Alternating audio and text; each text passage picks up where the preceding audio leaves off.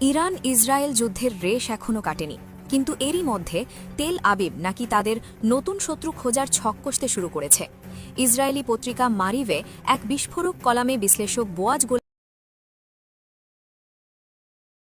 Golani দাবি করেছেন, ইসরায়েলের নতুন শত্রু হওয়ার দৌড়ে আছে মাত্র দুটি দেশ, তুরস্ক আর পাকিস্তান। গোলানির যুক্তি বেশ স্পষ্ট।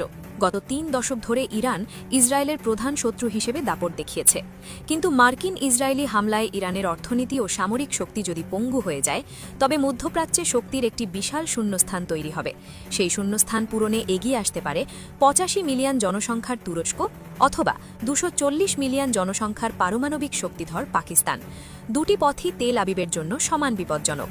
এই সতর্ক বার্তার পরই আঙ্কারা থেকে তুরস্কের পররাষ্ট্রমন্ত্রী হাকান ফিদান পাল্টা হুঙ্কার দিয়েছেন। তার সাফ কথা, ইরানের পর ইসরায়েল আসলে শত্রু ছাড়া বাঁচতেই পারে না।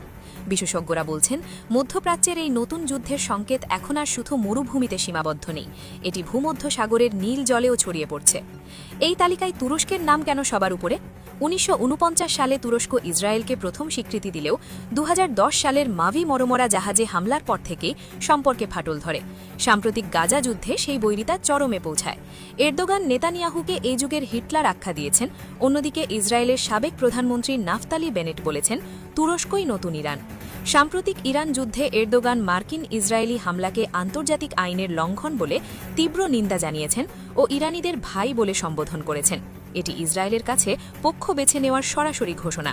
হাকান ফিদান জানিয়েছেন, ইসরায়েলের বিরোধী দলের কিছু মহলও এখন তুরস্ককে নতুন শত্রু বানানোর জন্য মরিয়া। এটি ইসরায়েলের রাষ্ট্রীয় কৌশলে পরিণত হয়েছে। ইসরায়েলি পার্লামেন্টে গ্রিস, সাইপ্রাস ও যুক্তরাষ্ট্রের সাংসদদের নিয়ে তুরস্ক বিরোধী বৈঠক তারই প্রমাণ। নেতানিয়াহু প্রকাশ্যে এই দেশগুলোকে নিয়ে একটি ভূমধ্যসাগরীয় সামরিক জোট দাঁড় করাতে চান। কিন্তু ইসরায়েল যখন ভূমধ্যসাগরীয় জোট গড়ছে, তখন মধ্যপ্রাচ্যের অন্য প্রান্তে মাথা তুলে দাঁড়াচ্ছে এক পাল্টা জোট।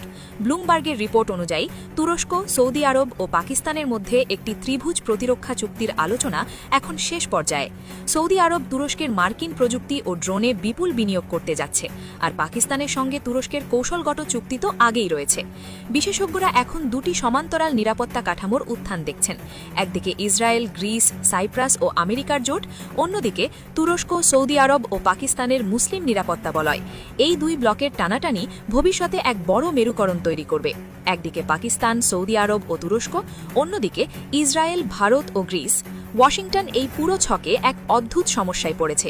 ট্রাম্প একদিকে ইসরায়েলের সামরিক মিত্র, অন্যদিকে এরদোগানের সঙ্গেও তার সম্পর্ক ভালো। এই দুই মিত্রের মাঝখানে পড়ে আমেরিকার কূটনীতি